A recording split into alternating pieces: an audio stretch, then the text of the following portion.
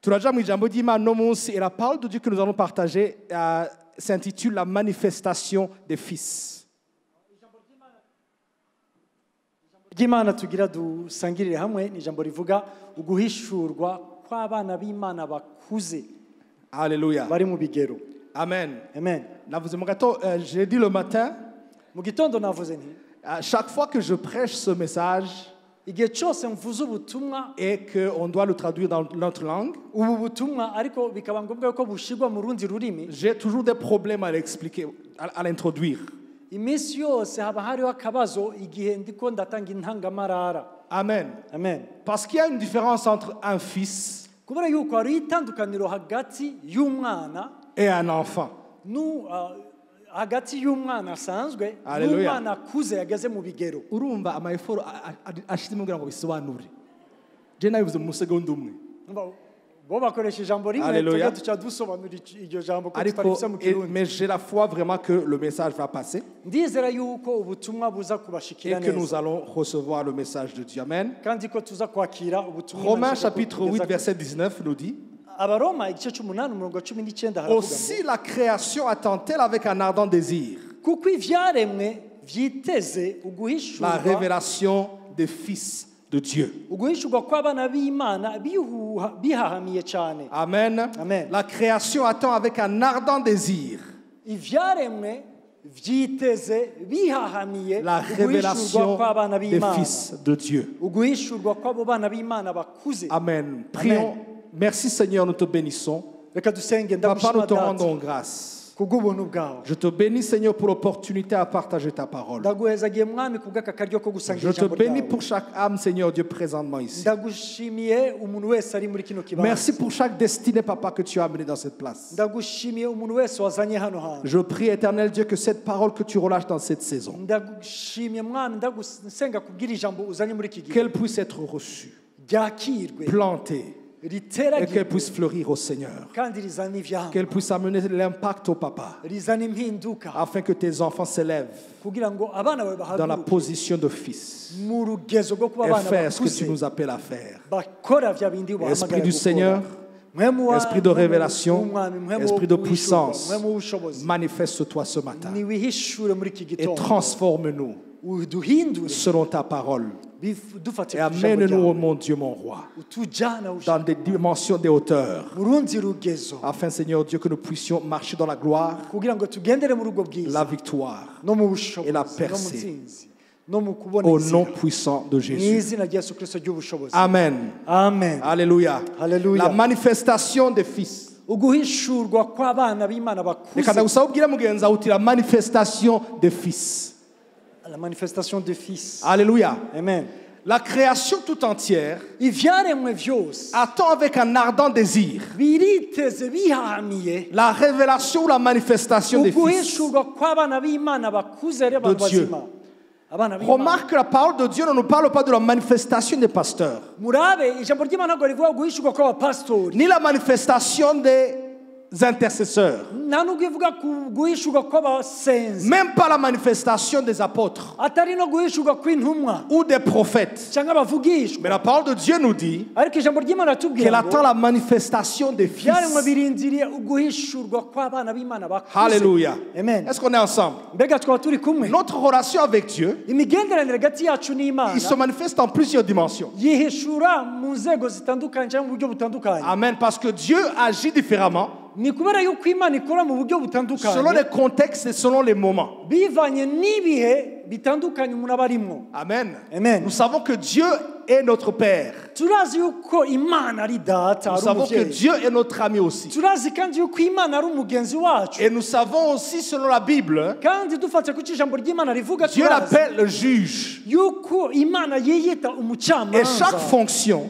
igikorwa cyose ikora correspond à des circonstances et des contextes. gifitanye isano n'ibihe runaka Amen. amen Et pour que tu ne sois pas confus, kugira ngo ntibikuzazanire j'aimerais te dire que, shaka ndakubwire yuko étant donné que, et j'appelle ça plusieurs chapeaux, by the way. bo mu rurimi bakoresha Dans notre avuga ngo là-bas. ni ingofero z'ubwoko butandukanye yambara Quelqu'un qui porte plusieurs chapeaux. ni umuntu umwe ariko akambara Donc, ingofero zitandukanye zimugaragaza je peux porter le chapeau de père, arashobora kwambara iyo shapo ivuga peux yuko porter ndi le chapeau d'ami. umubyeyi arashobora kwambara iyo shapo ivuga ngo ndi le umugenzi chapeau de juge. akambara iyo shapo ivuga ngo ndi umucamanza Et iyo le ngofero problème que nous avons comme chrétiens, ikibazo rero dufise nk'abakristo c'est que nous voulons nous choisir quel chapeau Dieu porte, ni uko ari twebwe dushaka guhitamwo n'iyihe ngofero imana iza selon ce qui kwambara nous est confortable. bivanye n'icyo twebwe dushaka tumva ko Alléluia. tubonemo neza Bon, pas ici, mais là-bas d'où je viens là.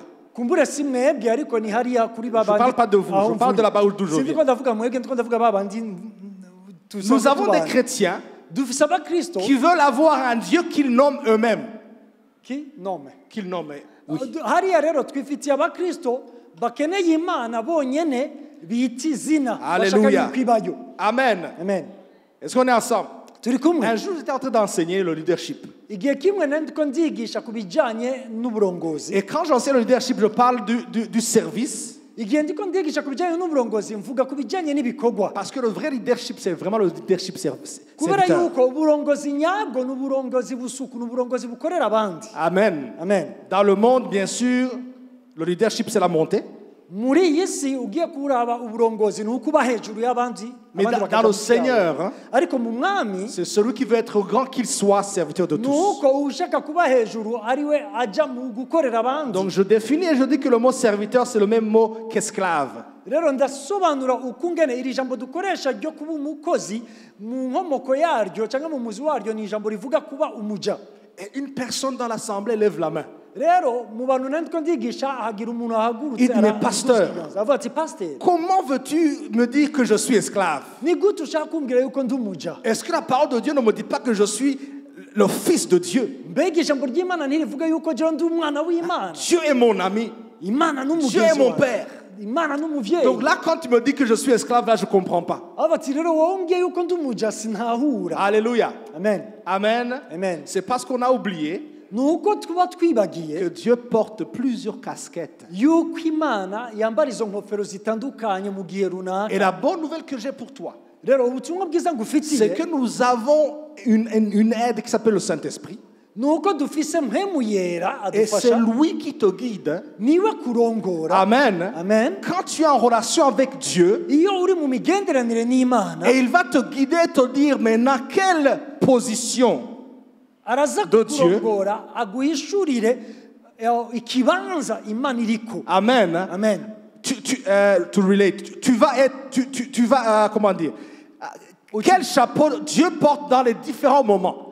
mpemu yera aragufasha gutahura n'iyihe nkofero imana iba yambaye mu bihe bitandukanye Amen. amen Ok, pour que je ne parle pas chinois, je vais juste te donner un exemple. kugira ngo ntimwumve ndiko ndavuga igishinwa reka ndabaha aka karorero Quelqu'un dit exemple pour que vous puissiez m'encourager quand même. Encouragez-moi. muvuga ati akarorero kugira ngo muntere intege Jésus à la montagne de Gethsemane. yesu ari ku musozi w'igetsemane Amen. Il est dans une peine terrible. ahangaha ari mu mubabaro mwinshi Parce qu'il sait où il va. kubera yuko azi aho ariko araja Il sait qu'il va à la croix. azi yuko agiye ku musaraba Et que dans la dimension de la croix, muri urwo rugezo rw'umusaraba Dieu n'est pas dans la fonction de père. aho muri uwo mwanya imana nabwo iri mu gikorwa cyo kuba ari umuvyeyi Parce que la Bible nous dit que Dieu a jugé le péché à la croix. kubera yuko ijambo ry'imana tubwira ngo imana yaciriye urubanza ku musaraba Donc la croix, c'est une dimension légale. umusaraba bisobanura yuko ari urugezo rwemewe n'amategeko La rédemption, c'est une transaction légale. ugucungurwa niyo mpinduka iza mu buryo bwemewe n'amategeko Donc Dieu a procédé cette transaction rero imana yakoze icyo gikorwa cyo kuduhindurira ibihe en tant que juge. nk'umucamanza Alléluia. amen. Maintenant, quand Jésus approche la croix, igihe yesu yariko aregereza avec umusaraba toute la douleur, ariko arababazwa muri il ubwo dit, buryo Père, avuga ati data si possible, que bishoboka cette coupe s'éloigne de moi. yuko iki gikombe kindengana nikindengana. Alléluia. Amen. Un papa, avec un cœur de père, N'umutima w'ubuvyeyi, aurait agi umuvyeyi wese ari kugira et icyo aurait akoze arrêté la crucifixion. kandi yari kuvuga ati ivy'umusaraba ntibihagarare. Amen. Amen. À part que Ariko Dieu, à ce moment-là, Imana muri uwo il mwanya n'était pas père. ntabwo yari mu Il kibanza était cyo juge. kuba ari papa. Et il fallait Data absolument yari umucamanza que le kandi péché yashakaga soit yuko condamné. icyaha gicirwa Et urubanza Jésus devait aller à cette croix. kandi byari bikwiye ko Yesu ashika muri icyo Donc, kibanza. quand tu sais la position avec laquelle tu fais affaire, Rero igihe wabuzi ni n'uruhe rugezo cyangwa nihehe Imana iri muri uwo ça mwanya va faire que ta prière sera directe, biza gutuma amasengesho yawe aza kuba atumbereye Efficace. neza kandi ari n'icyo amaze, et tu vas t'éviter des déceptions inutiles. kandi biraza gutuma wirinda kumva yuko wahemukiwe mu buryo butari bwo. Vous avez vu beaucoup de personnes qui abandonnent les voies de Dieu en disant Dieu ne m'a pas répondu. Urazi abantu benshi bavuga ngo jewe ndahevye ivy'Imana kuko ntiyanyishuye. Alléluia. Amen. Ce n'est pas parce que Dieu n'a pas répondu, Si uko Imana itishuye c'est parce que tu n'as pas su ni uko utamenye quelle position n'ikihe Dieu avait kibanza Imana yari dans cette ifise circonstance-là. muri ivyo bihe wari uri kuracamo. Alléluia. Amen. Est-ce qu'on est ensemble? Mbega tukaba turi kumwe. Ça, c'était une introduction.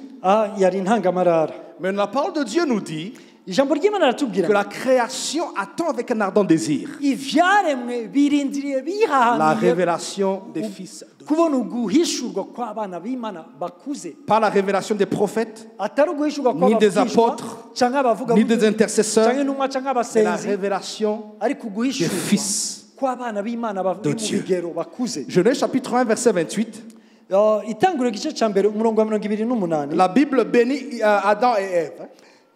Ijambo ry'Imana tureka ukungene Imana yahezagiye Adamu na Eva. Et elle dit, soyez féconds Imana yababwiye ati Multipliez-vous. nimurondoke, mugwire et remplissez les eaux des mers, maze nimurondoke mugwire muzure, et que les eaux se multiplient sur la terre.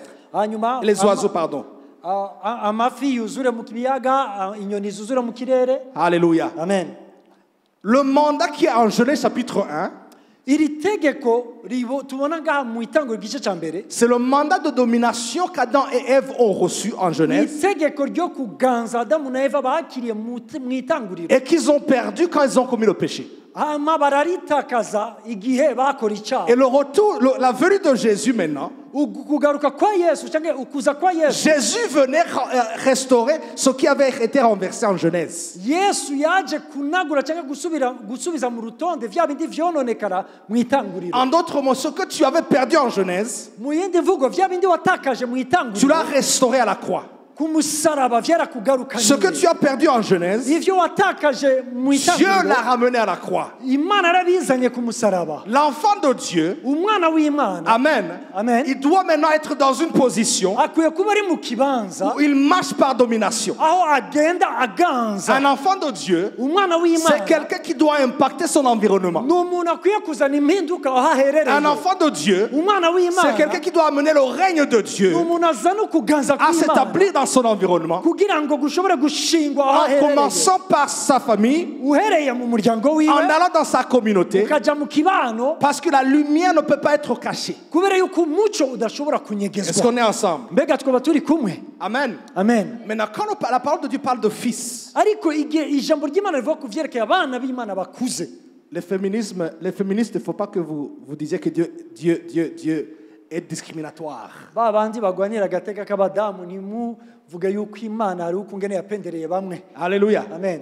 Le mot fils qui est utilisé ici, Ijambo kuba umwana mu kirundi c'est le mot rikoreshwa grec ngaha ni ijambo ry'ikigiriki ouios, uios, qui est souvent exprimé dans la dimension, comme statut légal, ni ijambo risobanurwa yuko ari igihagararo cemewe n'amategeko, la maturité kuba umuntu et akuze l'héritage, pardon. kandi akwiriye kwakira umurage. Statut légal, Igihagararo Maturité. cemewe n'amategeko, gukura kuba umuntu muzima héritage. no kwakira umurage. Il y a une différence Hariho itandukaniro entre un enfant rijyanye no hagati yo kuba et umwana un fils. no kuba uwo mwana akuze. Alléluia. Amen. Il y a une différence hariho itandukaniro entre un enfant hagati yo kuba et umwana un fils. no kuba umwana Il y akuze. a une différence hariho entre itandukaniro un enfant yo kuba et umwana un fils. no kuba umwana akuze. La création n'attend pas la manifestation des enfants, ibyaremwe ntabwo birindiriye guhishurwa kw'abana mu buryo mais busanzwe, attend la manifestation des fils. ariko ibyaremwe birindiriye guhishurwa kw'abo bana b'Imana bakuze. Alléluia. Amen. Et les fils abo bana bakuze sont rero symbole de maturité, ni igicapo cy'ukuba muzima, d'héritage, umuntu abereye kwakira umurage, et c'est un statut qu'ils portent. kandi ni igihagararo kiba cyemewe n'amategeko umuntu aba Alléluia. afise. Amen. Maintenant, on va y aller doucement. Reka rero tugende gahoro gahoro, Parce que Life Center, je sais que vous aimez l'enseignement. kuko ndazi ko muri Life Center mukunda inyigisho. Alléluia. Amen. Pour que tu puisses être établi comme un fils, kugira ngo ushobore kwemerwa yuko uri mu rugero rwo kuba uwo mwana muzima akuze, il y a deux étapes. hariho intambuko zibiri. La première étape, c'est que ton identité soit premièrement établie. Icyambere, intambuko ya mbere ni uko akaranga kawe kaba akaranga gashinzwe cyangwa kemewe. Et la deuxième étape, c'est que maintenant ta position soit établie.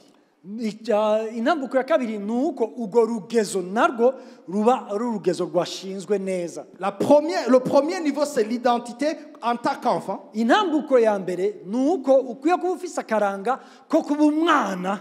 Et la deuxième étape, c'est quelque chose qui va te mettre dans une position de fils que je vais te donner dans quelques minutes. Intambuko ya kabiri tuza kuraba mu mwanya muto uri imbere ni urugezo cyangwa ikibanza ushikamwo bakakwemerera ko uri umwana muzima akuze. Alléluia. Amen. Est-ce qu'on est ensemble? Mbega twaba turi kumwe? Ce qui t'établit dans ton identité, Ikigushinga kikakugira uwo uriho mu karanga kawe c'est d'être dans la maison de ton père. ni uko uba uri mu nzu y'umuvyeyi wawe cyangwa ya so. Alléluia. Amen. La maison du père, Inzu ya data c'est la place où l'identité est forgée. niho akaranga k'umuntu gacurirwa. Laisse-moi répéter encore. Reka ndabisubiremo. La maison du père, Inzu ya data c'est là où l'identité est forgée. niho akaranga k'umuntu, indangamuntu cyangwa akaranga k'umuntu gacurirwa. Vous savez, dans nos contextes, surtout ici africains, Urazi mu kungene tubayeho nk'abanyafrika, à cause de plusieurs raisons, il y a des enfants qui quittent la maison de leurs parents. kubera impamvu nyinshi zitandukanye, hariho igihe usanga hariho abana bavuye mu nzu z'abavyeyi babo. Des fois, les parents sont morts, ils deviennent orphelins. Rimwe ishobora kuba ari uko abavyeyi bapfuye umwana agacika Mais imfuvyi, il y a d'autres enfants qui quittent la maison parentale, ariko hariho abandi usanga bava mu ngo z'abavyeyi babo bien que les parents sont toujours vivants, n'igihe abavyeyi baba bakiri bazima, pour plusieurs raisons. kubw'impamvu nyinshi zitandukanye. Et l'un des témoignages qui ressort toujours, Imwe mu ntahe tumaze kumva kenshi, chez les enfants qui ont quitté leur maison parentale, abana bavuye mu ngo z'abavyeyi babo c'est qu'ils souffrent d'identité. kenshi uzosanga ari abana bafise ikibazo cyo kumenya akaranga Ils te kabo. disent souvent Bakubwira kenshi ngo que jusque même maintenant, à moins que ceux qui ont été délivrés, kumbure kuri ba bandi bamaze kubohoka gusa nibo bashobora ils te kuvuga disent ikindi. qu'ils souffrent toujours, comment on dit, low self-esteem. Kwisuzugura, Estime de soi qui est basse, n'est-ce pas? Kwi- Alléluia. kwikengera, kubona Quand yuko tu uri quittes hasi. la maison parentale au jeune âge, Igihe uvuye mu rugo rw'abavyeyi bawe ukiri muto, tu souffres d'une crise identitaire. uzogira ikibazo kijanye n'akaranga kawe. Alléluia. Amen. Et là, je ne parle pas de l'hébreu ou de grec, ça c'est la réalité. Ibi sindiko ndavuga ku bijanye n'urundi rurimi rwa hariya, ndiko ndavuga ukuri kuri hagati yacu, Et ça sont des réalités que nous vivons souvent. kandi ni ukuri dusanzwe tubayemo iminsi yose. L'enfant est établi dans la maison de ses parents. Umwana ashingwa aba uwo ari we mu nzu y'abavyeyi. L'identité de l'enfant est forgée à la maison de papa et maman. Akaranga k'umwana karemerwa cyangwa gacurirwa mu nzu y'umuvyeyi wiwe. Donc ne pas être dans la maison du père. Kutaba mu nzu y'umuvyeyi, Ton identité a des manquements quelque part. akaranga kawe kazoba gafise ivyo gakenye runaka. Alléluia. Amen. Un chrétien qui ne vit pas dans la maison de Dieu, umukristo ataba mu nzu y'imana c'est un chrétien qui aura des problèmes identitaires. ni umukristo azokwamana ikibazo ku bijyanye n'akaranga En kiwe. Luc chapitre 15, Muri luka igice cya 15 verset 17 à 20, je pense, uhereye ku murongo wa 17 ukageza l'enfant kuri prodigue il a 20 quitté la maison de papa uyu mwana w'icangazi yavuye mu nzu ya en se pensant qu'il allait faire la vie. yibaza yuko agiye kubaho. À un certain moment, ageze ahantu il s'est runaka assis. aricara Il a dit, aravuga j'ai quitté la maison de mon père. navuye mu nzu ya data Et voilà maintenant que je suis assis comme un esclave. ubu aho nicaye mbayeho nk'umuja.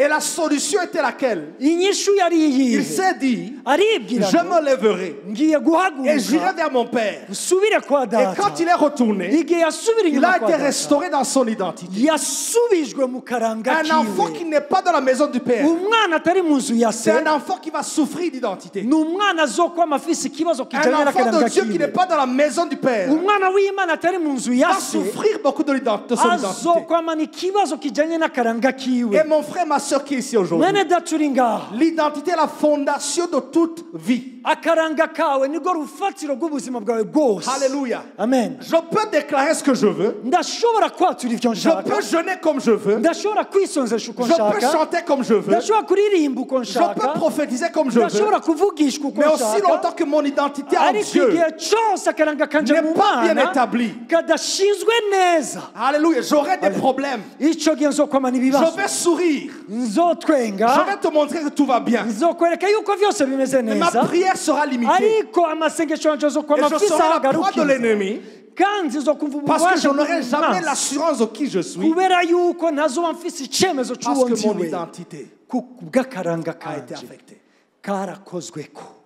C'est pour ça que quand tu retournes à la maison, niyo mpamvu igihe usubiye inyuma mu va chercher muryango, tous ceux qui ont quitté les maisons de Dieu. genda urabe ba bandi bose bavuye leur mu de nzu revenir. y'imana, ubabwire uti nimugaruke, Dis-leur de revenir. babwire ngo garuka. En 2 Samuel chapitre 9 verset 7. muri samweli wa kabiri igice La parole de Dieu cy'icyenda parle de umurongo Mephibosheth. w'indwi, ibibiri tubwira inkuru ya Le mefibosheti. petit-fils de Saul uyu ni umwuzukuru wa et sawuli, le fils de Jonathan. umwana wa yonatani. La Bible nous dit bibiri iratubwira que ngo quand il était jeune, igihe yari akiri muto, Umuyaya wiwe, umuyaya wiwe hein, elle fouillait en l'emportant avec elle. yahunze amuhetse, Et elle l'a laissé tomber. hama aramureka Et le garçon aragwa, est devenu paralytique. uwo mwana Paralysé. amugara Et ibirenge. la Bible nous dit bibiri iratubwira ngo qu'il habitait à Lodebar. yabaga ahantu hitwa ilodebari. Lodebar, hein, iyo aho lodebari veut dire une place sans parole, sans pâturage. havuga ngo ni ikibanza ata jambo rihari, ni ikibanza ata bwatsi C'est un buhari, lieu de stérilité, ni ikibanza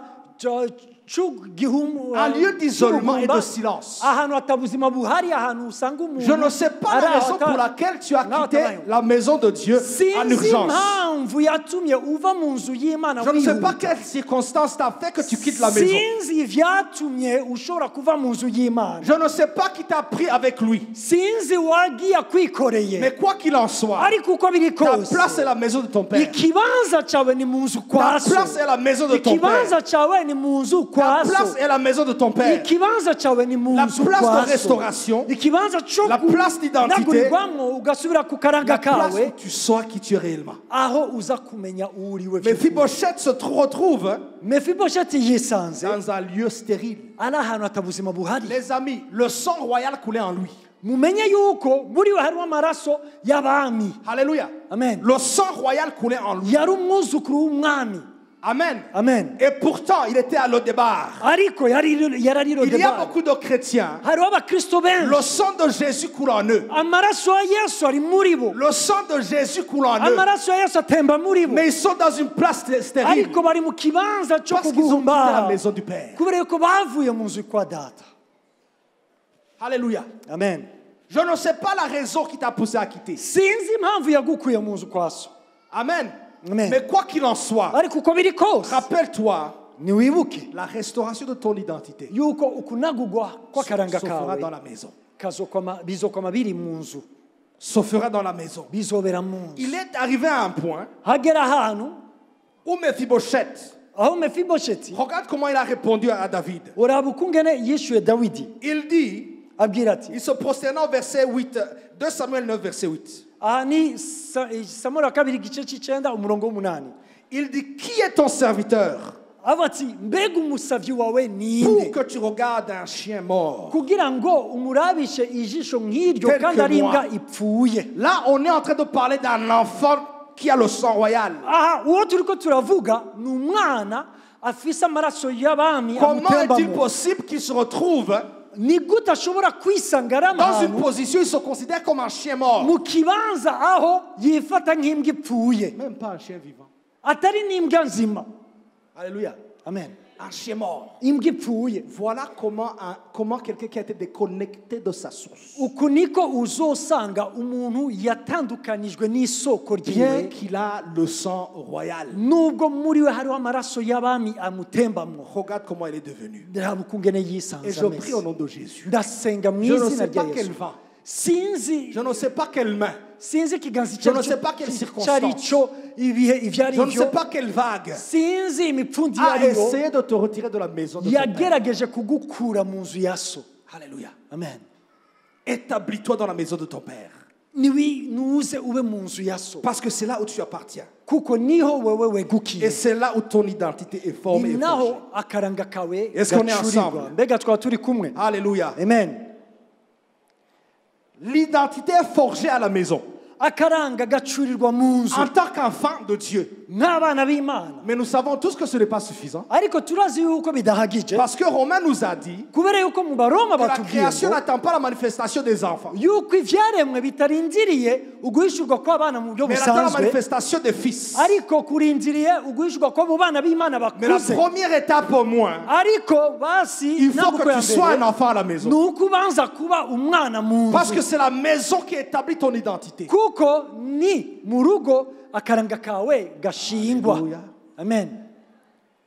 La deuxième étape, quelqu'un dit deuxième étape. Intambuko ya kabiri, agira umuntu avuga La ati intambuko ya deuxième étape. kabiri. Intambuko ya kabiri Il ne suffit pas d'être un enfant comme je l'ai dit. ntabwo bihagije kuba gusa umwana nk'uko Et il nabivuze, ne suffit pas de connaître ton identité. kandi nta nubwo bihagije gusa kumenya akaranga kawe. Il y a une deuxième chose Hariho icya kabiri qui va faire que kiza gutuma maintenant la création soupire bituma ivyaremwe en cherchant à te voir, birondera kukubona, avoir ta manifestation. kubona uguhishurwa Ce kwawe. matin, j'ai posé la question.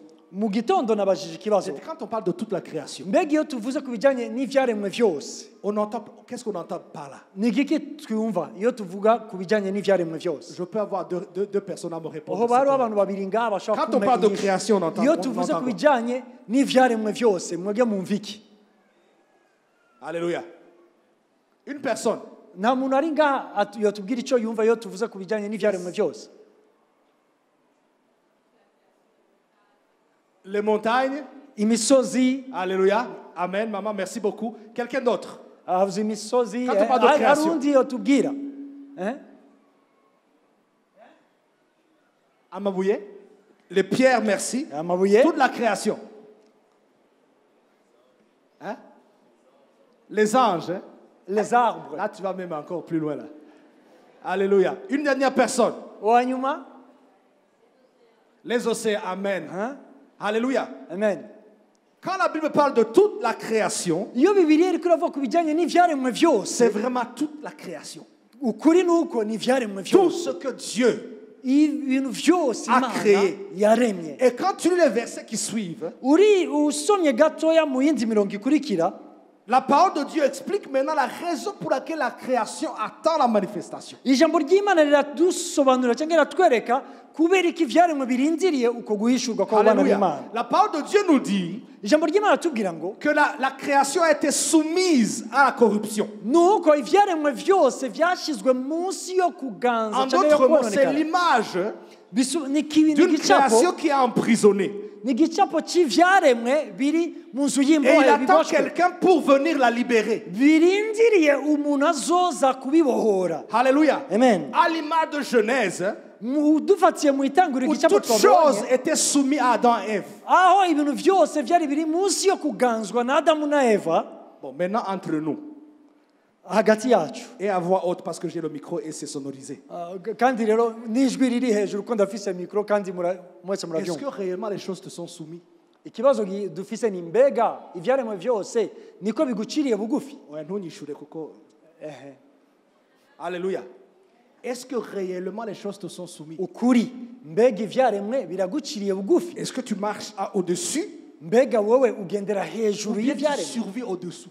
canke uriko uragerageza kwigwa nako ngo ubeho uri munsi yavyo. Alléluia. Amen. En attendant d'arriver au ciel. mbere yuko dushika mu ijuru. Amen. Amen. Ouais, nous, Minishu. Minishu ni wao. Alléluia. Amen. La Bible dit Bibiliya iravuga ngo que la création yuko ivyaremwe attend, elle soupire, birindiriye bihahamiye cherchant la manifestation des fils. uguhishurwa kw'abana b'Imana, abo bana b'Imana Cherchant la bakuze, manifestation des fils. uguhishurwa kw'abana b'Imana bakuze. Amen. Ne cherchons pas les enfants. Ntibiriko birarondera abana Mais cherchons la basanzwe, manifestation des fils. ariko biriko birarondera abo bana b'Imana bakuze. Alléluia. Amen. Maintenant, ce qui te met dans une position de fils, Rero ikigushikana muri urwo rugezo rwo kuba umwana w'Imana akuze ce n'est pas l'identité. ntabwo ari kakaranga. L'identité est la formation et la fondation Akaranga ni urufatiro, ni qui fait de umusingi, toi un enfant à la maison. kuko bikugira wowe kuba umwana mu rugo. Alléluia. Amen. Ce qui fait de toi un fils, Ariko ikikugira kuba umwana w'Imana c'est akuze de capturer le cœur de Dieu. ni igihe washoboye gucakira umutima w'Imana. Alléluia. Amen. Jean 5, 19. Yohana Je vais lire 5:19 arasoma vuba La parole vuba de Dieu dit, ijambo ry'Imana aravuga ngo, Jésus reprit la parole et leur dit, Yesu afata ijambo arababwira ngo en vérité, je vous le dis, ukuri le ndababwira Fils ne peut rien faire de lui-même. umwana ntacyo ashoboye gukora Il ne fait ubwe, que ce qu'il voit faire au Père. ahubwo ibyo akora byose ni bya bindi abona Et tout data ce que le akora, Père fait, kandi ibyo data akora le Fils byose fait pareillement. niko n'umwana abikora. Et la traduction dans un langage du 21e siècle, Insobanuro mu mvugo dukoresha muri ibi c'est tout bihe simplement un fils. hano ni ijambo C'est rivuga ngo un enfant qui porte le cœur du Père. ni umwana akuze yikoreye umutima wa se. Alléluia. Amen. C'est un enfant qui connaît son identité. Ni umwana azi akaranga kiwe, Mais au-delà de connaître son identité, ariko hirya yo kuba azi akaranga c'est kiwe un enfant qui porte le cœur du ni Père. n'umwana yikoreye umutima wa se. Ce n'est pas suffisant de porter le nom de ton papa. Ntabwo bihagije kuba ufise izina rya papa wawe gusa. Alléluia. Amen. Tu demeures un enfant à la maison. Ubu uri umwana muhira. Et ce n'est pas suffisant de vivre dans sa maison. Ntabwo bihagije gusa kuba uba muri iyo Ça nzu. fait de toi son enfant. Bikugize umwana kuba uri muri iyo nzu. Et ce n'est pas suffisant de manger son argent. Nta nubwo bihagije kuguma urya gusa amafaranga y'umuvyeyi. Alléluia. Amen. Parce que le fils, ce n'est pas celui qui mange l'argent de son père. Kubera yuko umwana akuze si wa wundi arya amafaranga y'umuvyeyi. Même le fils prodige a mangé l'argent de son père. Kuko na wa mwana w'ichangazi nawe yariye amafaranga y'umuvyeyi. Amen. Amen. Dormir sous le toit de ton père ne fait pas de toi un fils. Kurara mu nzu y'umuvyeyi wawe sivyo bikugira kuba Ça umwana fait de akuze. toi un enfant, Uri umwana mais tu n'es pas un fils. ariko ntabwo uri umwana akuze mu bigero. Ce qui fait de toi un fils, Ikikugira kuba umwana akuze ari mu bigero c'est que tu portes le cœur de ton père. ni igihe utwaye wikoreye umutima C'est wa que tu so, portes la voix de ton père. nuko wikoreye ijwi rya so, C'est que tu es couvert de l'autorité de ton père. nuko ukikijwe n'ububasha bw'umuvyeyi. Et se compromettre Rero kwivanga corrompt ta destinée, bica bituma udashika kuri cya kintu wahamagara affaiblit ton gushika, autorité kandi bigatuma et ne utakaza fait que ububasha wari retarder ta ufise, destinée. ugasanga uri kuratakaza umwanya wo gushika ku vyo wari uhamagaye Alléluia. gushikako. Amen. Amen. Amen. Un vrai fils, Umwana vy'ukuri ce n'est pas celui qui porte le nom de son père, si wa wundi gusa yikoreye izina mais rya c'est se, celui qui porte le cœur de ariko son ni père. wa wundi yikoreye Et quand umutima on wa parle se. d'intimité, Igihe tuvuga rero ku on bijanye n'est pas en train de n'ubusabane, parler des affaires émotionnelles. aha ntabwo turiko turavuga ku bijanye n'ibigumbagumba. Alléluia. Amen.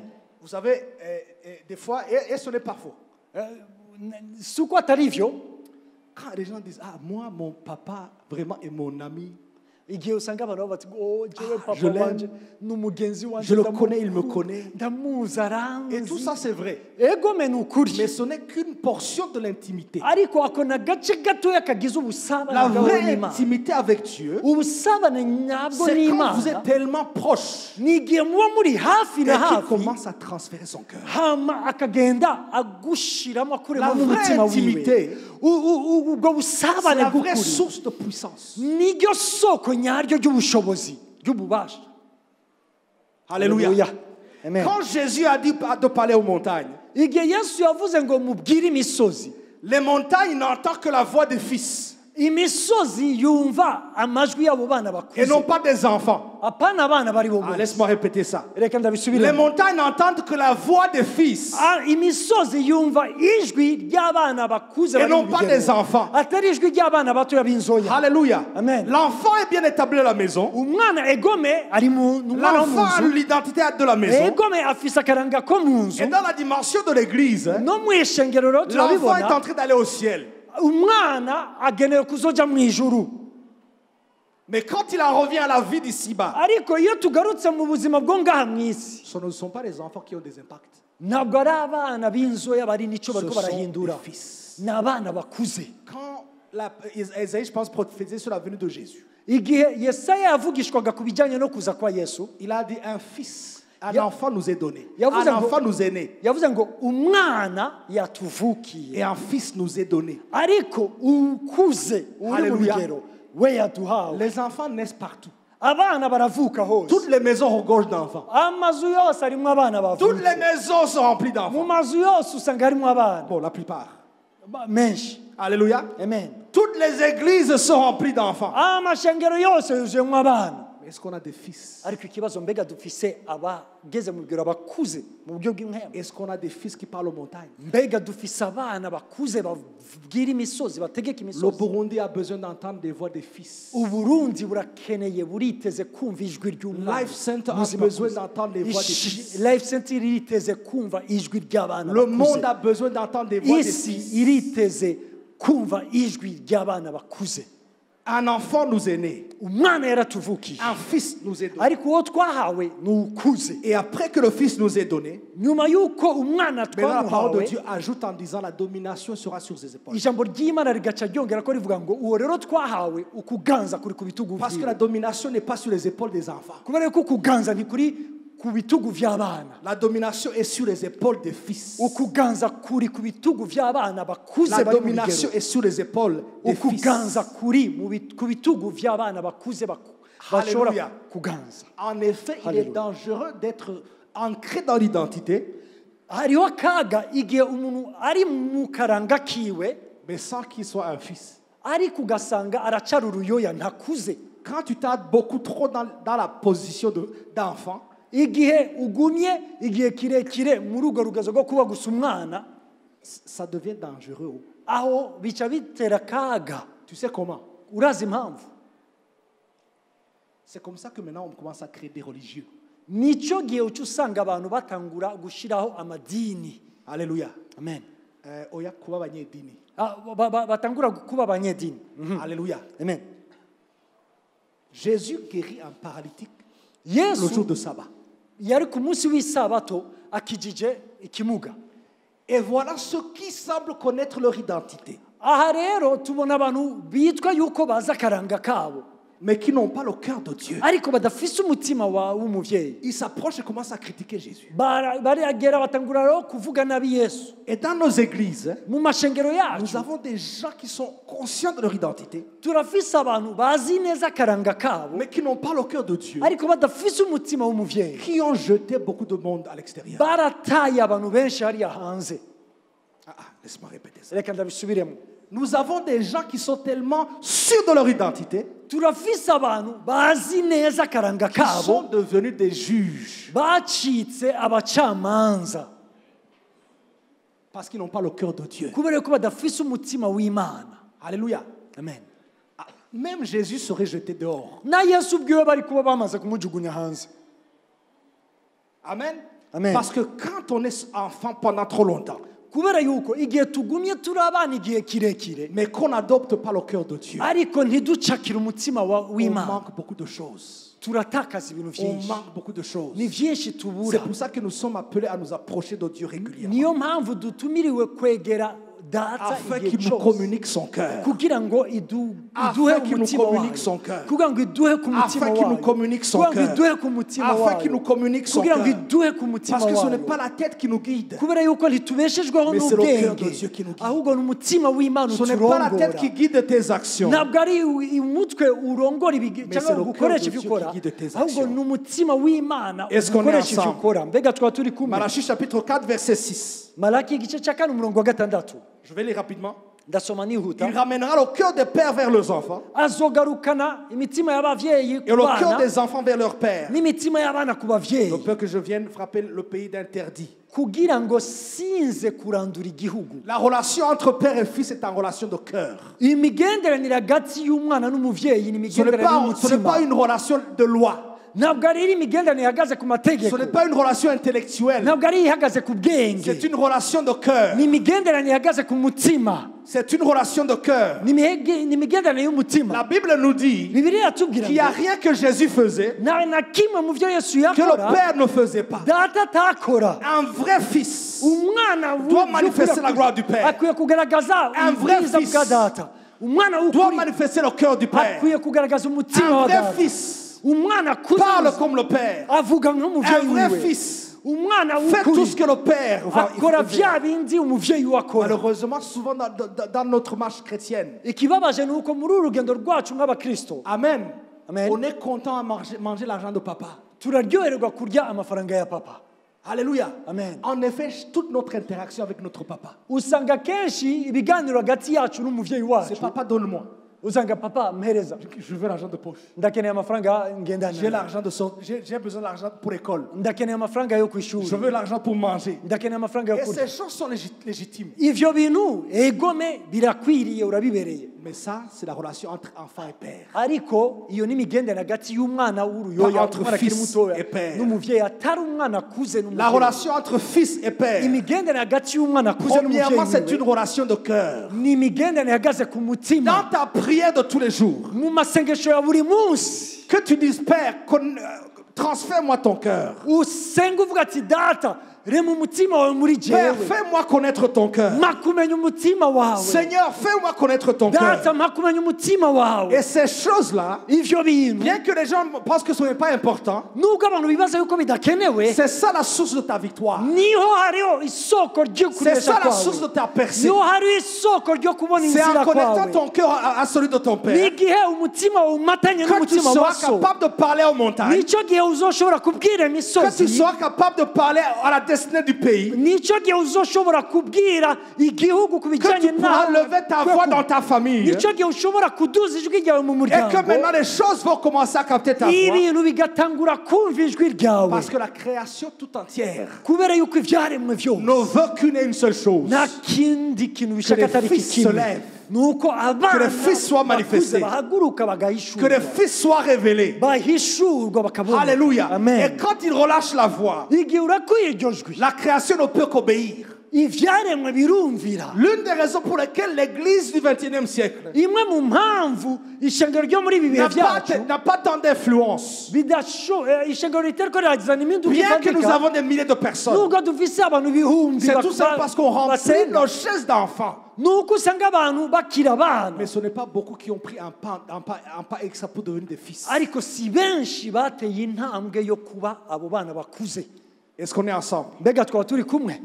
L'intimité avec Dieu ubusabane n'Imana débloque même la provision qui est cachée. butuma n'ubutunzi wari ukeneye buboneka buza. Ce matin, j'ai dit, Mu gitondo navuze ni souvent quand je prêche, les gens des fois tendent à dormir là-bas chez nous, là-bas, pas ici. hari iwacu hari igihe mvuga ubutumwa abantu bikabagora gusinzira, Et quand je commence à parler de l'argent, igihe ntanguye kuvuga hari igihe mvuga ubutumwa abantu ukamenga bariko barasinzira, Hallelujah. si mwebwe ni hariya, Donc, ariko iyo mvuze ku bijyanye n'amafaranga abantu bagaca je vais bakanguka. tester ça ici aussi. Reka ndabigerageze no ngaha. Amen. Amen. La Bible dit Bibiliya iravuga que ngo toute la création, yuko ibyaremwe byose, et on s'entend très bien que quand la Bible dit toute, c'est toute la création. iyo kandi turemeranya yuko iyo Bibiliya ivuze ngo ibyaremwe byose ni ibyaremwe byose nyine. Est-ce que vous saviez que, Mbega murazi yuko vous savez quand on traverse la Tanganyika là, igihe twambutse Tanganyika et ngaha et dans ces montagnes du Congo, muri iyo misozi y'Ikongo, vous savez ce qui regorge? mbega murazi ivyuzuyeyo? Alléluia. Amen. Même les ressources, Nubwo butunzi, même les ressources nubwo butunzi que regorge la terre buri mu isi attendent la manifestation des fils. burarindiriye kubona uguhishurwa kw'abana b'Imana. Laisse-moi répéter. reka ndabisubiremo Même les ressources que regorge le monde nubwo butunzi bwuzuye mu isi attendent la manifestation des fils. buracarindiriye uguhishurwa kw'abana b'Imana abo bakuze Je ne sais pas où ça se trouve. sinzi aho buherereye Même en Arabie Saoudite avec tout ce pétrole. no muri arabiya sawudite hariya mu kiriya gitoro Ils n'attendent pas la manifestation de Donald Trump. ntabwo barindiriye guhishurwa kwa Donald Trump Ils attendent la manifestation des fils. birarindiriye guhishurwa kw'abana b'Imana Alléluia. amen On a parlé des eaux. twavuze ku bijyanye n'amazi Jésus se tient debout yesu et arahagarara relâche une seule parole. avuze ijambo Et rimwe les flots de gusa la mer l'écoutent et l'entendent. imipfunda mu mazi irumvise Et tu iryo vas me jwi dire que c'est Jésus. uravuga ati ngura ni yesu Josué se lève, yosuwa nawe arrête yaragutse le soleil abwira izuba ararihagarika et il s'arrête. izuba rirahagarara Élisée se lève elisa et arahaguruka arrête la pluie. eliya Et la arahaguruka pluie s'arrête. ahagarika imvura kandi imvura Parce que la irahagarara. création tout kubera entière iki kubera yuko est ibyaremwe soumise à la byose voix des fils. biciriye bugufi ijwi Elle est ry'abo bana soumise à la voix bakuze des fils. abo bana bakuze Si l'église aujourd'hui, nimba ishengero uno munsi tous les enfants de Dieu combinés, abana b'imana bose on se levait, on connectait avec le cœur du Père. twoza tukanywana Je n'umutima wa te dis qu'il y aurait data un réveil puissant dans le monde. ndakubwira yuko hazoba ikanguro Je ridasanzwe te mu dis que la isi gloire qui va être manifestée, ndakubwira yuko ubwiza Tu n'as aucune buzohishurwa idée. nta muntu Parce que le arabwira monde ibyiyumviro attend kuko isi la révélation des yose fils iriteze kubona du uguhishurwa très kw'abana puissant. b'imana bakuze Genèse chapitre 2, versets 5 à 6. itangura igice cya kabiri umurongo wa gatanu wa La Bible gatandatu dit, bibiri iravuga il n'y avait encore aucun arbuste dans la campagne sur la terre. muri icyo gihe hariho Et aucune herbe de la campagne ne poussait encore. nta n'ubwatsi bwari bwigere buba ku isi Alléluia. amen Aucun arbre nta biti et aucune herbe ne poussait. nta n'ibyatsi byari byamaze Et voilà la byatangiye parole de Dieu kubaho donne la raison. ijambo ry'imana rivuga impamvu Parce que Dieu n'avait pas fait pleuvoir. kubera yuko imana itari bwarungike imvura Parce que kubera yuko il n'y avait pas d'homme. ata muntu yari Pour le bwabeho cultiver. kugira ngo arime En d'autres mots, mu yandi majambo les fils de Dieu abana b'imana n'avaient pas été manifestés. ntibari bwahishurwe Une place où les fils de Dieu ne sont pas manifestés, ikibanza abana b'imana batarahishurwa c'est une place qui demeure vierge. ni ikibanza ata kintu na kimwe Rien ne kiraza pousse. nta kintu na kimwe Et kiramera ce qui pousse, ikiza kumera ça pousse par manipulation.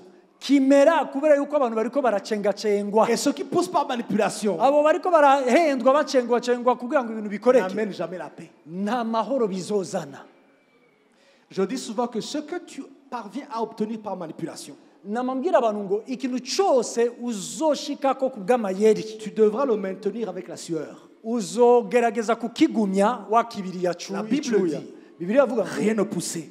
nta na kimwe cyari bwigere Parce que kimwe l'enfant de Dieu n'a pas encore été introduit. kubera yuko umwana w'imana ntiyari Est-il possible que rien ne pousse dans ta famille? birashoboka yuko ata kintu na kimwe kiriko kiraza mu Parce que muryango tu n'as wawe pas encore été introduit en tant que fils. kubera yuko utarahishurwa Est-il possible que Bujumbura bishoboka yuko n'a bujumbura pas encore reçu tout ce qu'il doit recevoir? bujumbura itarakira vya Parce que les fils ne sont pas encore manifestés amplement. bakuze batarigaragaza Est-ce qu'on a des enfants de Dieu ici qui veulent s'élever abana b'imana bashobora en tant que guhaguruka fils n'abana afin bakuze que ce qui est encore caché kugira ngo ivyanyegezwe soit relâché? birekurwe Alléluia. amen Le problème n'était pas l'absence des ressources. ikibazo ntabwo ari kubera yuko ivyo bintu bitari bihari Le problème était que là, il y a peu de personnes.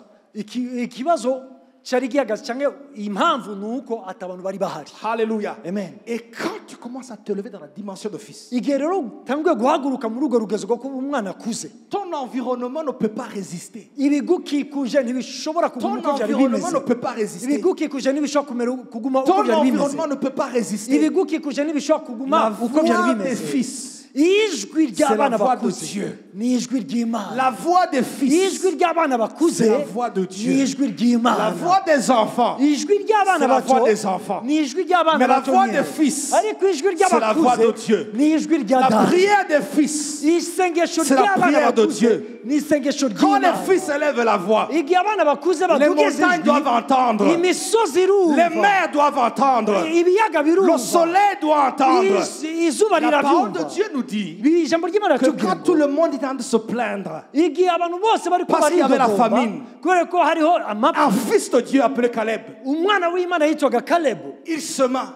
we La Bible nous yaratseragiye dit Bibiliya itubwira ngo qu'au lieu qu'il se plaigne avec les autres, mu gihe cyo kwidodomba lui, il nk'abandi était en train de récolter au centuple. we yariko arimbura ibiyetangabo 100 Il n'y a rien qui pousse nta na kimwe kiriko kiramera jusqu'à ce que les fils. kugeza igihe abana manifestés. bakuze Et ce bazohishura qui pousse kandi ivyo biza kumera sans les fils, ata mwana akuze c'est quelque ahari chose qui pousse par manipulation. ni ikintu kizanwa n'ibihendo cyangwa no kumanipira abantu Un enfant nous est né umwana et yaratuvukiye un fils nous est donné. ariko uwo twahawe ni ukuze Et la domination reposera sur ses épaules. ukuganza kuri ku bitugu La vyiwe domination reposera sur ses épaules. ukuganza kuri ku bitugu Je vyiwe prie et déclare que dans cette saison, ndasenga kandi les fils namamaza de muri ibi Dieu bihe qui se lèvent, yuko abana b'Imana kyo la guhaguruka domination reposera sur tes épaules. ukuganza kuzoba kuri ku La bitugu vyawe domination reposera sur tes ukuganza épaules. kuzaba kuri ku bitugu Tu vyawe ne vivras pas en mode survie, ntabwo uzobaho nk'umuntu ariko mais tu vivras dans aragerageza un mode de kwibeshaho domination. ariko uzobaho Tu nk'uganza ne vivras pas en dessous, ntabwo uzoba uri mais tu munsi vivras en dessus. uzoba uri Parce que hejuru quand tu te lèves en tant que fils, kuko igihe uhagurutse nk'umwana tes akuze alentours ne peuvent que répondre. ibigukikuje navyo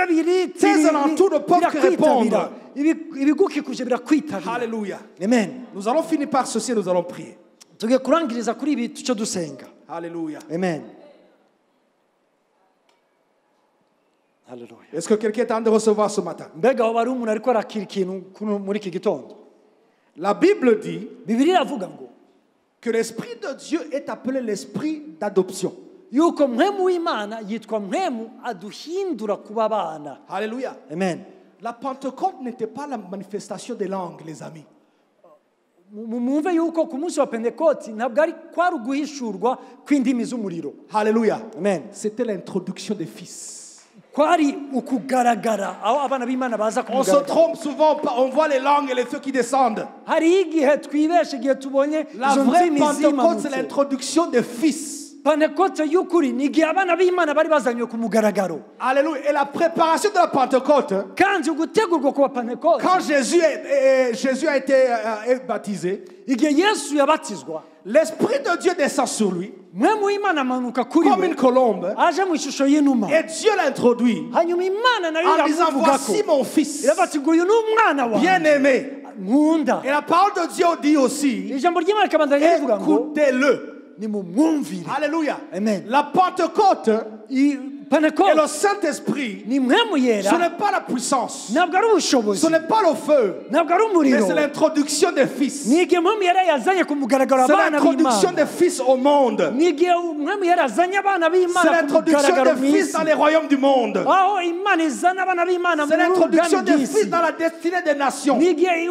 Imana izana La abana bayo ku destinée du mugaragaro Burundi dépend du fait que les fils vont se relever. kubw'akazoza k'ibi bihugu byacu Uburundi La destinée du kazoza Burundi kabo dépend des gahagaze fils de Dieu. mu guhishurwa kw'abana b'Imana La destinée du monde akazoza k'isi dépend sur le fait que les fils de Dieu gahagaze mu kugena abana b'Imana prendront bakuze confiance. Qu'il ne suffit pas bazokwimenya d'être dans la maison de papa, atari kuryoherwa gusa kuba de mu nzu manger ya le pain de data papa, barya umutsima wa de dormir data sur le lit de papa, baryama ku buriri bwa d'être papa sous le toit de papa, bari mu nzu ya mais de data chercher à connecter avec le cœur du ariko Père, bagerageza kurondera kwifatanya afin n'umutima wa qu'il te data transfère ses priorités kugira ngo Imana iguhe ivyo iha et qu'il agaciro t'amène à relâcher sa gloire, kugira ngo ugaragaze ubwiza afin que la bwayo gloire de Dieu puisse être kugira ngo manifestée ubwiza bwa data dans nos bugaragare maisons, dans nos mu mazu communautés, yacu no mu dans kibanza nos cyacu églises, mu mashengero dans yacu nos pays, mu bihugu et que le vyacu monde puisse voir, maze isi ibone alléluia, manifestation des fils. uguhishurwa kw'abana Alléluia, Dieu à travers la manifestation des fils. babona Imana biciye mu guhishurwa kw'abana bayo Alléluia. amen Dis à ton voisin, gira uwo muri ne kumwe réduis pas le Saint-Esprit aux langues, s'il te plaît. ntufatemo muyere umushyire mu rugezo rw'izo ndimi Alléluia. amen haleluya haleluya La parole de Dieu nous dit, ijambo ry'Imana riratubwira ngo Amen. amen Oh my goodness. Quand on parle d'intimité, igihe tuvuga ku bijyanye n'ubusabane vous savez, il y a des gens qui se portent trop sur la grâce. hariho abantu kenshi usanga bahengamiye mu ruhande rumwe rw'ubuntu et d'autres qui se penchent sur, je ne sais pas, la loi, je ne sais pas. abandi nabo ugasanga bahengamiye ku vyagezwe sinzi n'ibindi Tout ce que tu regardes, ce à quoi tu regardes, ivyo ubona vyose devrait t'amener à une seule position, vyari kukuzana muri iki kibanza kimwe celle de dominer. co kuganza Celle de dominer.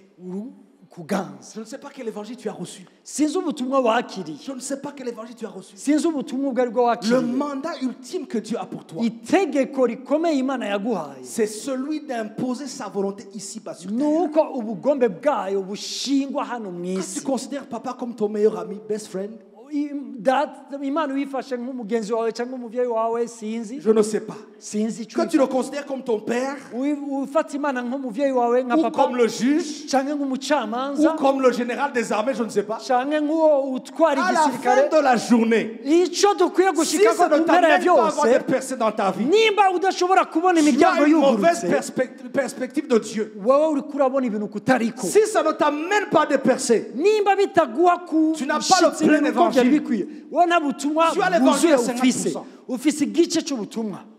alléluia, Amen. l'intimité, Ubusabane l'intimité, ubusabane c'est la première source d'autorité du chrétien. niyo soko ry'ububasha umukristo wese C'est la afise première source d'autorité. niyo soko ry'ububasha umukristo wese afise. L'identité en est la fondation, c'est vrai, egome akaranga ni urufatiro mais elle n'est pas suffisante. ariko ntabwo bihagije. Alléluia. Amen. Tu dois capter le cœur de ton père. ukwiye gucakira umutima wa so Tu dois capter le cœur de ton père. ukwiye gucakira Tu umutima wa dois so capter le cœur de ton père. ukwiye kwakira umutima w'umubyeyi. Amen. Amen. Vous savez, des fois là-bas chez nous, uraza hariho igihe kimwe kimwe hari iwacu nous avons ce qu'on appelle des drive-through. bafise abo bita ba drive through. Là où tu passes dans quelque part et puis tu achètes le café à la porte, plutôt à la fenêtre. Ni ahantu uca ugaca wumva ku idirisha nyene uhagarika imodoka aho nyene utayivuyemo ugaca ugura nimba ari kawa aho nyene Et on mwegeranye aime ça n'idirisha. beaucoup. Ivyo rero barabikunda cyane. Même à manger, maintenant on passe à travers la fenêtre, on ne donne plus, on continue. ubu rero Sans n'ivyo sortir de la kurya voiture. atarinze kuva mu modoka ashika aho hantu ku Parce que idirisha nous bagaca voulons bamuha ivyo sauver ashaka notre temps. kubera ko dushaka gucungura umwanya. Alléluia. Amen. Les banques, même chose. N'amabanki niko bisigaye bimeze. Maintenant on passe à la fenêtre, il y a la machine. Baca gusa ku idirisha hariho imashini. Et malheureusement, on a amené ça dans le royaume. Ibi rero twarabizanye no mu bwami bw'Imana. Nous sommes des chrétiens qui recherchent les drive-through. Hariho abakristo rero bashaka iyo drive through mu migenderanire yabo J'ai n'Imana. besoin d'un pain. Ndakeneye umukate. Donc je vais passer à la fenêtre. Reka nce kuri rya dirisha. Rapidement, je vais prendre puis je vais m'en aller. Ako kanya nyene ndacayo nce nakira nce nibandanyiriza. Alléluia. Amen. La première source Isoko ya mbere de ta percée, yo kubona ibintu vyawe c'est bicamwo l'intimité avec ton père. bihagaze ku migenderanire ku busabane C'est hagati yawe l'intimité n'Imana. avec ton père. Ubusabane hagati yawe n'umuvyeyi Nous wawe. courons derrière beaucoup de choses dans la vie. Twiruka inyuma y'ibintu vyinshi ngaha mw'isi. Et surtout nous dans le ministère des pasteurs. Na cyane cyane twebwe nk'abapasitori mu Amen. bikorwa vy'Imana. Vous savez, il y a plusieurs années, ça fait peut-être 20 ans que je suis dans le pastoral, en plantant des églises là. Haciye imyaka ishika kuri 20 ndiko ndakora igikorwa cyo gutanguza amashengero. Et quand j'étais jeune, Igihe nari ndi quand mutoya le feu est zélé, mfise umuriro w'Imana je courais derrière les gens. niruka inyuma y'abantu. Alléluia. Amen. Je recevais quelqu'un, on passait 5 heures. Nabona umuntu tukamarana amasaha 5. Et j'aimais ça. Narabikunda narabiryoherwa. Mais tu t'imagines combien d'heures je vais passer quand l'église continue à grandir? De quoi? Donc plus l'église grandit, Uko ishengero ryaguma plus rikura, l'œuvre grandit, uko igikorwa cyaguma gikura, tu t'imagines que ce temps-là ne peut pas être possible. muca mubona yuko wa mwanya wo kumarana n'abantu amasaha 5 ntiwabaga Et ugikura. Dieu m'a appris. Imana iranyigisha. Alléluia. Je passe plus de temps devant lui.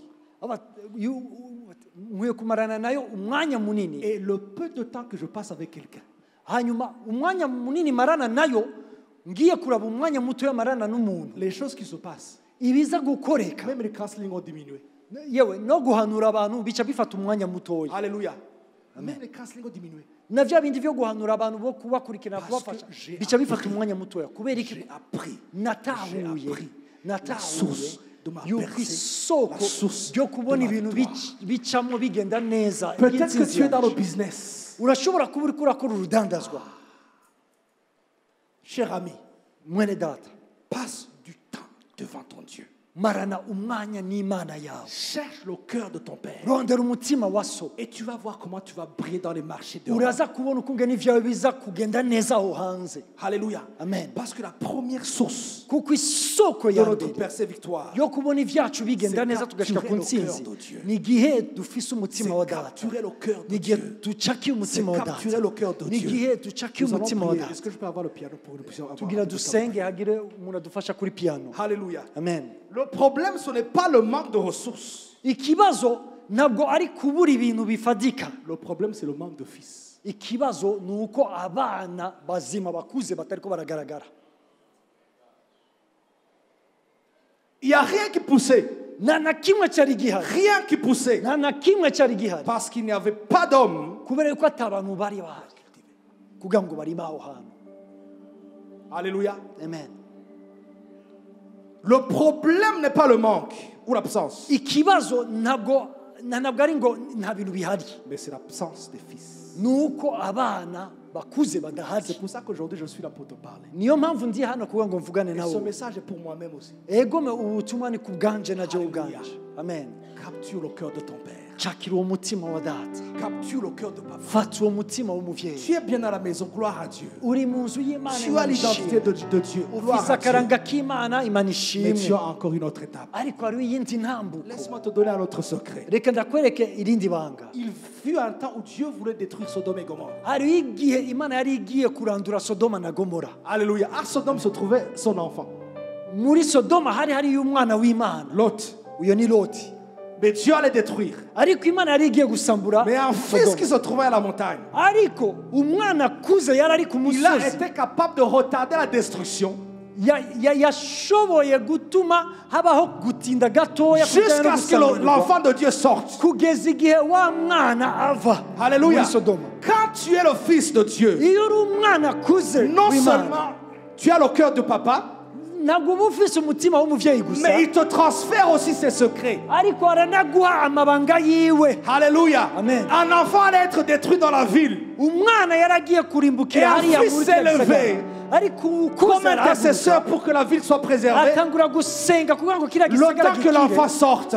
kugeza igihe uriya mwana aza Life Center, je kuvirayo. te parle ce matin. Life Center ndavugana namwe muri iki Tu as la gitondo. capacité de sauver la nation. Murafise ubushobozi bwo gukiza iki Tu as la gihugu, capacité de sauver ta famille. murafise ubushobozi bwo gukiza Tu as la imiryango capacité de yanyu, sauver ton mariage. murafise ubushobozi bwo gukiza Quand tu te mariage lèves yanyu. comme fils, Igihe uhagurutse quand nk'umwana tu akuze, connectes avec le cœur de ton igihe père, unywanya n'umutima Dieu te w'umuvyeyi, transfère ses secrets Imana iguha amabanga et tu yiwe, deviens le plus grand intercesseur ugacika umusenzi parce que tu peux lui akomeye, parler directement. kuko ushobora kuvugana nawe Et ton père qui est dans les cieux kandi so ari mu ijuru entend ta prière en tant que fils. akumva ijwi ryawe Et la nk'umwana, création qui est ici-bas hanyuma ivyaremwe ngaha mu entend isi ta voix en tant que fils. ikumva ijwi ryawe Et c'est nk'umwana ainsi que tu akuze, peux sauver beaucoup ivyo bigatuma ukiza à benshi travers biciye ta position. mu de gihagararo uriko Levons-nous, nous allons c'umwana prier. Levons-nous, nous allons akuze. prier. Levons-nous, nous allons prier. Reka duhaguruke Alléluia. dusenge. J'aimerais que tu pries ce matin. Ndashaka yuko usenga muri iki gitondo, J'aimerais que tu pries ce matin. ndashaka yuko usenga muri iki Il y a une gitondo. grande responsabilité qui repose sur tes épaules. Hariho ivyo usabwa vyinshi biri ku bitugu vyawe ukwiye Tu gukora. restes sur le lit de papa seulement. Wowe wigumira ku buriri bw'umuvyeyi Tu wawe, iras au ciel certainement. ego muzoja mu ijuru, Mais tu ne marcheras pas dans la domination. ariko ntabwo uzogendera mu Et kuganza. l'impact que le ciel veut que tu aies aille. Kandi impinduka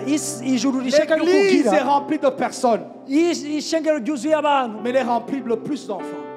ryuzuyemo cyane Prie abana. que l'esprit d'adoption Ndasenga kugira ngo mwemu yaguhinduye kuba te umwana guide et t'amène à te positionner comme fils. akurongore agushire muri urwo rugezo La création rwo kuba tout entière ukuze, aho ivyaremwe N'attend qu'une seule byose chose, birindira ikintu la kimwe, manifestation des fils. uguhishurwa kw'abo bana bari mu La bigero. destinée de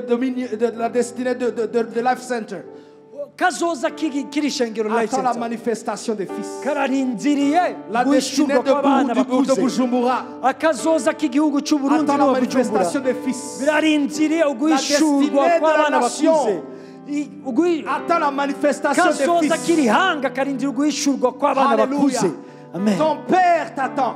umuvyeyi wawe Ton arakurindiriye papa t'attend umuvyeyi wawe afin qu'il te arakurindiriye transfère son cœur. kugira ngo aguhe umutima Afin wiwe qu'il te transfère son kugira ngo cœur. aguhe umutima wiwe Afin qu'il transfère son kugira ngo cœur. aguhe umutima Élève les wiwe mains dans la présence de duze Dieu. ibiganza vyawe mu Et bwiza commence à prier. bw'imana Élève les mains dans la présence de duze Dieu. ibiganza vyawe mu Et bwiza commence à bw'imana prier. Élève les mains dans la utangure présence de Dieu. kusenga duze Et ibiganza commence à vyawe prier. Commence à utangure prier. Commence gusenga à tangura prier. gusenga L'Esprit de Dieu n'est pas venu pour les umwami langues. w'imana ntabwo yaje kubw'indimi Mais il gusa était venu introduire le Fils. yaje kugira ngo ahishure Ce abana matin, l'Esprit de Dieu, uno munsi muri iki gitondo umwami l'Esprit w'imana de Dieu umwami w'imana va introduire des fils dans le monde. agira ahishure abana b'imana Va mu introduire isi des fils dans cette ville. agira ahishure abana muri iki Va gisagara introduire des fils dans cette nation. agira ahishure abana b'imana muri Va iki introduire gihugu des fils dans les familles. ashaka guhishura abana b'imana mu Va miryango introduire des fils agiye qui guhishura relâcheront la gloire de Dieu abana bazogaragaza ubwiza et qui bw'imana activeront la destinée de la nation. maze bazohindura Élève akazoza ta voix k'iki ce gihugu matin. duze ijwi Et dis ryawe Esprit, vuga ati mwemu Esprit de Dieu, mwemu w'imana Esprit de Dieu, mwemu w'imana Esprit de Dieu, mwemu w'imana fais-moi avancer. magutera intambwe Esprit de Dieu, mwemu w'imana fais-moi avancer. magutera intambwe Esprit de Dieu, mwemu w'imana je veux attraper le cœur de papa. ndakeneye kwakira umutima wa Je veux data attraper le cœur de ndakeneye papa. kwakira umutima wa Je veux data attraper le cœur de ndakeneye papa. kwakira umutima wa Je veux data attraper le cœur de ndakeneye papa. kwakira umutima wa Élève ta voix data ce matin. oyi duze ijwi La ryawe muri iki création tout gitondo entière ibyaremwe byose attend ta manifestation. birarindiye guhishurwa La kwawe création tout entière ibyaremwe byose attend ta birarindiye manifestation. guhishurwa La kwawe création attend ta oyi manifestation. ibyaremwe birarindiye La guhishurwa nature kwawe attend ta manifestation. ibyaremwe birarindiye guhishurwa Les kwawe ressources attendent ta ubutunzi manifestation. burarindiye guhishurwa kwawe Même les démons attendent ta manifestation. n'amadayimoni ararindiye guhishurwa kwawe Élève ta voix ce matin. duze ijwi ryawe muri iki Élève ta voix gitondo ce matin. duze ijwi ryawe muri iki Élève ta gitondo voix ce matin. duze ijwi ryawe Il n'y a muri iki rien qui gitondo poussait nta na kimwe cyari jusqu'à ce que gihari le Fils soit introduit. nta na kimwe cyari bwamere kugeza Il y a igihe rien qui umwana poussait. yahishuwe nta na kimwe cyari Jusqu'à ce que le Fils de Dieu soit kugeza introduit. igihe abana Tu as prié bahishuwe pendant longtemps. warasenze igihe Tu as kirekire intercédé pendant longtemps. warasenze igihe kirekire Peut-être que ce dont tu as besoin, kumbure ni kubyo c'est que tu sois wakikeneye révélé dans les circonstances. urakeneye icyo C'est que tu uhishurirwa sois révélé dans icyo cette ukeneye nicyo dimension. uhishurirwa ku bijyanye Oh, n'ibiri élève la voix, uracamo quelqu'un, élève la voix, quelqu'un, élève la voix, quelqu'un. duze ijwi de Dieu. duze ijwi vuga ati mwemu w'imana Esprit de Dieu, mwemu w'imana Esprit de Dieu, mwemu w'imana Esprit de Dieu, mwemu w'imana connecte le cœur du Père. nshyiramo umutima wa data Connecte-moi avec le cœur du Père. muza n'umutima wa data Je suis béni d'être dans la maison, ndi umwana mu nzu mais ce n'est pas suffisant. ariko ntibihagije Je suis béni par les bénédictions de Dieu, nahezaga imigisha y'imana mais ce n'est pas suffisant. ariko ntibihagije Ce dont j'ai besoin, icyo c'est que je nkeneye sois dans la position de fils. nuko mba mu C'est que je kibanza sois cyo dans la kuba umwana position de akuze fils. mba C'est que mu je sois gihagararo dans la cy'umwana position de akuze mba mu fils. gihagararo C'est que cy'umwana je sois dans la akuze position de mba mu fils. gihagararo cy'umwana C'est que akuze je sois dans la mba position mu de fils. gihagararo cy'umwana C'est que je akuze sois dans la mba position mu de fils. gihagararo cy'umwana C'est que akuze j'ai la voix de mba papa. mu gihagararo Que cy'umwana j'ai la cœur akuze de papa. mba ngira Que j'ai umutima la wa pensée de data papa. ngira ibyumviro Que bya je marche data dans l'autorité de papa. ngira ububasha bwa papa duze ijwi ryawe duze ijwi ryawe orebo shintele abakasete ribo shitekele abakasantaya abakoshere Esprit d'adoption. Esprit d'adoption. Esprit d'adoption. Esprit d'adoption. Introduis les fils de Life Center. garagaza abana muri Introduis Life les Center fils dans l'église Life garagaza abo Center. bana bakuze muri Life Center Introduis les fils dans la ville de garagaza abo Bujumbura. bana bakuze muri iki Introduis gisagara les cya fils dans la Bujumbura nation. garagaza abo bana bakuze muri Introduis les iki fils gihugu dans les familles. garagaza abo bana bakuze mu Introduis les fils miryango dans les mariages. garagaza abana bakuze mu Introduis les miryango fils dans les affaires. mu ngo mu bikorwa Introduis les fils dans tous les mu domaines de la rudandazo vie. no mu bigize ubuzima Esprit bw'umuntu de Dieu, bwose Esprit de Dieu. mwemu w'imana Esprit de Dieu, mwemu Esprit w'imana de Dieu. mwemu w'imana Esprit de Dieu, mwemu Esprit de Dieu. w'imana mwemu Raccroché par w'imana orebo Radosa. shintekele Voici mon fils bien-aimé. dore umwana wanje Voici nkunda mon fils bien-aimé. uyu ni umwana wanje Esprit de nkunda Dieu, que tu introduises les fils. mwemu w'imana garagaza Que dans abana cette saison, tu introduises les muri fils. iki gihe garagaza Que abana dans cette saison, tu muri introduises ibi les bihe fils. garagaza abana Que dans cette saison, tu muri ibi bihe introduises les fils. garagaza abana Que dans cette saison, muri tu ibi bihe introduises les fils. garagaza abo bana bakuze Élève ta voix, élève duze ta ijwi voix. ryawe duze ijwi Élève ryawe ta voix, élève duze ta ijwi voix. ryawe duze ijwi Élève ta ryawe voix ce matin. duze ijwi ryawe muri iki gitondo orebo shintere abakasatala abakore rekositekere abashendere rebo Esprit sitere de Dieu, introduis les fils. mwemu w'imana garagaza abo bana bakuze Mwemu Imana garagaza abana bakuze, garagaza abana bakuze mwemu Imana. Mwemu Imana garagaza abana bakuze. Orebo shitekele abakuze. Senga, senga. Senga kugira ngo umutima wawe unywane n'umutima waso. Umutima wawe unywane. Umutima wawe unywane. Umutima wawe unywane. Atari gusa mu bwenge. Atari gusa mu bwenge. Ariko umutima wawe unywane n'umutima w'umubyeyi wawe. Umutima wawe unywane n'umubyeyi wawe. Mu izina rya Yesu. Mu izina rya Yesu. Mu izina rya Yesu. Mu izina rya Yesu. Mu izina rya Yesu. Mwemu Imana ganza. Mwemu Imana kora. Mwemu Imana ganza. Ishura abana. Ishura abana. Ishura abo bana bakuze. Garagaza abo bana bakuze muri isi. Garagaza abo bana bakuze muri iki gihugu. Garagaza abo bana bakuze muri iki gisagara. Oh, mubigisha ubuzima bw'iki gihugu hose. Mu izina rya Yesu. Mu izina rya Yesu. Mu izina rya Yesu. Mu izina rya Yesu. Rebo shitele abakasatala. Hallelujah. Hallelujah.